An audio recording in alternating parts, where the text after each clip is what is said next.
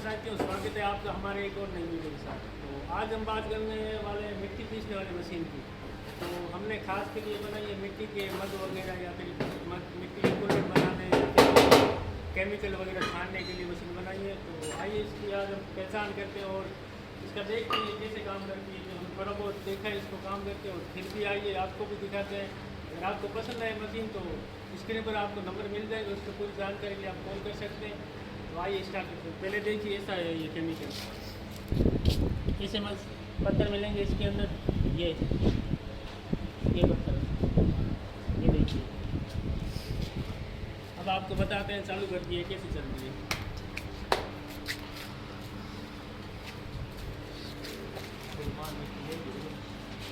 चालू कर